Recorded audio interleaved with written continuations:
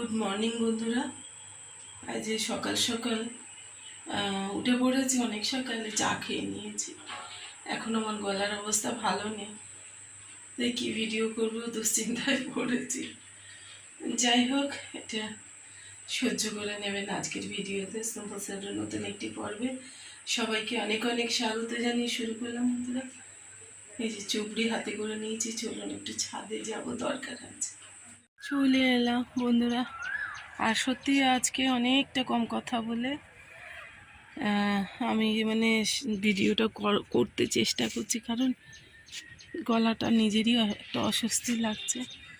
আর এসছি যখন একটু সবজি তুলবো, আমি খুঁজছি কোথায় উচ্ছে আছে। তো সব গাছ না বন্ধুরা, প্রচণ্ড রৌদ্রে গাছ পুড়ে যাচ্ছে, গাছের মুখ টুকগুলো।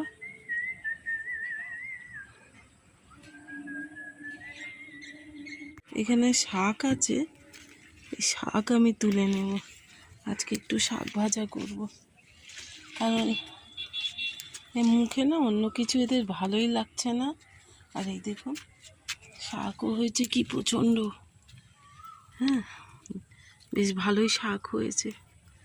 তো বন্ধুরা বলি না যে আপনাদের যদি একটুখানি জায়গা থাকে, তো সেখানটায় একটু গাছ করতে পারেন, দেখবেন কত আনন্দ লাগে যখন নিজে হাতে তুলবেন। আমার মতো মানুষ তো এই গাছ করেই পাগল হয়ে যায় আমি। যাই হোক বন্ধুরা, কী সব বলছি বুঝতে পারছি না, নিজে তুলে নিই শাক। তো এইদিকে যে আপনাদের দাদা সিঁড়ি দিয়ে ওই ওপরের বেডগুলোতে একটু বেড কাভার লাগাবে। ওকে বললাম, না হলে গাছগুলো না বাঁচানো খুব মুশকিল হয়ে যাচ্ছে। আর এই দেখুন, এই একটা বেড থেকে আমি কত শাক তুললাম দেখুন। ভাবছি কি একটু পাশের বাড়ির ওদেরকে একটু দেব। একটা জিনিস আপনাদের দেখাই, এই দেখুন, না দেখিয়ে পারলাম না। একটা গাছ, এই যে একটা গাছ হয়েছে এত বড়, এই দেখুন এক মুঠ পুরো। এইটাকে পুরোটাই তুলতে চেষ্টা করছি, দেখি মা টপটাই নড়ে যায়। আর এই শাকগুলো না নোনা শাক বলে, খেতে কিন্তু বেশ সুন্দর, অন্য সব শাকের সঙ্গে মিশিয়ে। আরে বাবারে, এদিকে আমার কাঁটাটা কচ করে ফুটে গেল পায়। তো অন্য সব গাছের সঙ্গে মিশিয়ে অন্য সব গাছের সঙ্গে বলছি, দেখছেন, অন্য সব শাকের সঙ্গে মিশিয়ে খেতে ভালো লাগে। আর এই একটা লাউ গাছ দিয়েছিলাম, দারুণ উঠছে। আর ওদিকে এই যে আপনাদের দাদা দেখুন না, যে ধরতে হবে, এই যে গাছগুলো দেখছেন সমস্ত পুড়ে যাচ্ছে।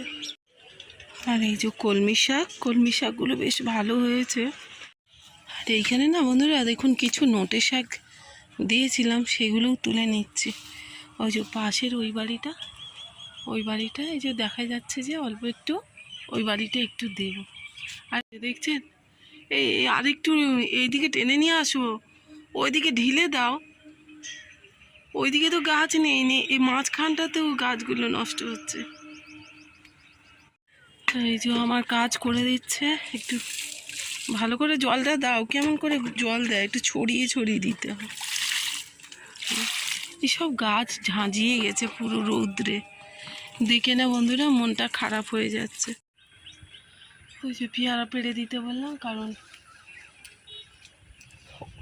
ও না পেড়ে দিলে তো বন্ধুরা আমাদের খাওয়া হবে না। এই যে দুখানা ডেসে গেছে, দেখো দুটো কেন 4-5টা, এই একটা, অনেকগুলো আছে এখানটা। তাই রোজ দিনের গল্প শুনে শুনে আমি ক্লান্ত হয়ে গেছি। ওই অভিজিৎদেরও কটা দিতে হবে পেয়ারা।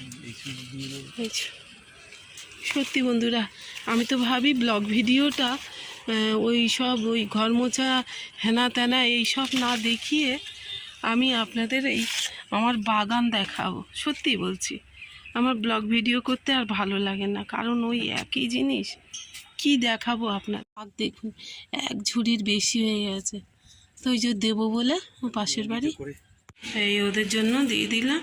আর ওদের মানুষ কম, মানে দুজন খাওয়ার মানুষ। তো আমি বিছানা ওই যে যাচ্ছে দিয়ে আসো। টিফিন খেয়ে এসে ভাবলাম কি শাকটা আগে একটু মানে বেছে নিই। তো সকালবেলা তো একবার ঝাড় দেওয়া হয়ে গেছে, আর মুছবো না, আজকে মোছার শক্তি নেই। ওই একটু ঝাঁট দিয়ে নিই। আর আনাজ কাটলে এত খোসা মোসাগুলো চারিদিকে ছোটে, কারণ ওইদিকে জানালা খোলা আছে, ওই পিছন দিকে জানালা থেকে খুব হাওয়া আসে। আর নতুন এইটা এনে দিয়েছে, ওই জন্য এর গায়ে তো ধুলোয় ভর্তি, সে উল্টো হয়ে যাচ্ছে জানেন। তো কড়াটা দুবার গরম হয়ে গেল জানেন, একবার সেই কেমন জানি হয়ে গেল, আবার ধুয়ে বসালাম। আর এই ছোটোটাও জ্বালাচ্ছে আমাকে কম না, একে কতবার বলছি তুই মুখটা ধো মুখটা ধো, 1 ঘন্টা উঠে বসে আছে, ভালো লাগে না আর। নে রে বাবা পড়।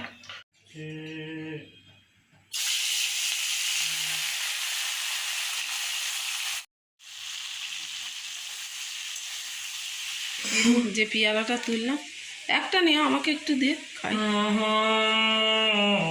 আচ্ছা গান বন্ধ কর। কি না না না, ওই অভিমান ধরো। আর ওইদিকে দেখছেন ওই যে স্তূপ হয়ে পড়ে আছে, অসুস্থ থাকলে কি অবস্থা হয় দেখুন। আর যার মেয়ে নেই তার কপালে তো দুর্ভোগের শেষ নেই। এখানে এক প্রস্ত, এখানে এক প্রস্ত। এটা আমি এখন ভাজ করব, তরকারিটায় জল ঢেলে দিয়ে। পেয়ারাটা খাবো বলে মুখে তো কিছু ভালো লাগছে না, সে পেয়ারা খেতেও ভুলে এক কামড় দিয়ে ভুলে গেছি।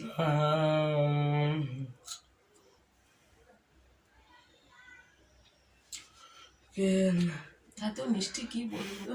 আজকে আমার এনজিওর কাজ ছিল, কিন্তু আমার মনে হচ্ছে শরীরটা আমার পারমিট করবে না।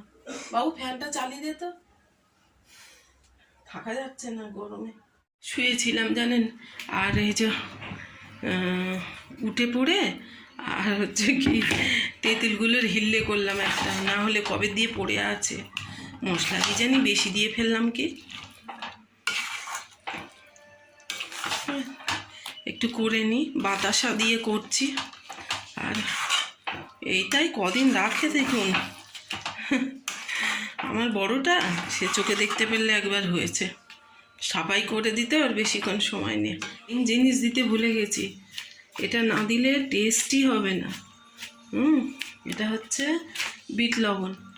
তো আমি তো বিট লবণ দিয়েই আচার করি, যে কোনো টক ঝাল মিষ্টি বলুন আর শুধু টক বলুন, আমি বিট লবণ না দিলে আমার মনে যেন স্বাদটা ঠিক মনের মতো হলো না।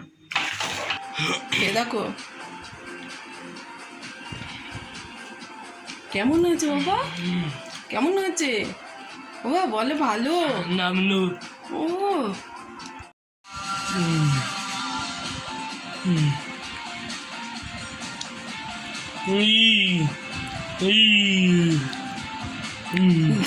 খেতে বসে গেছি। আর আজকে তো বললাম সেই শুধু শাক ভাজা আর মাছের ঝোল করেছি, এছাড়া আর কিছু করিনি। এই দিয়েই খাবো। আর খেতেও বসে গেছি, হ্যাঁ ছোটোটাকেও দিয়ে দিয়েছি।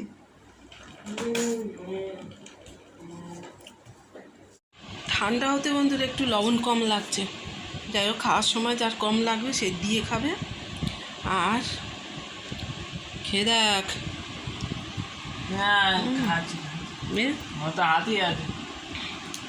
খেয়ে দেখ খেয়ে দেখ নে।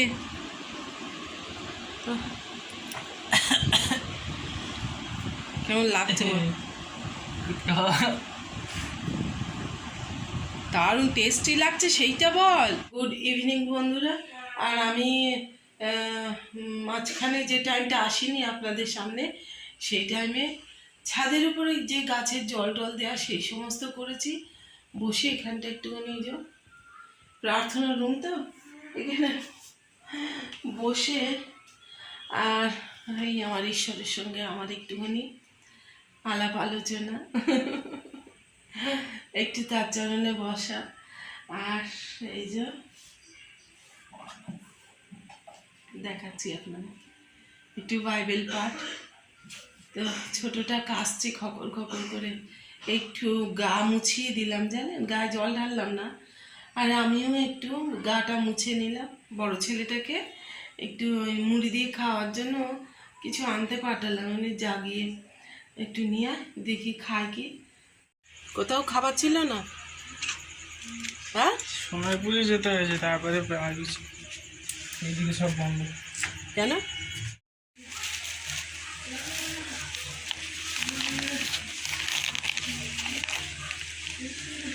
এগুলো কি ফুলুরি? এত বড় বড়? এই 3টে আলু চপ আছে আর 3টে ওই বেগুনি আছে।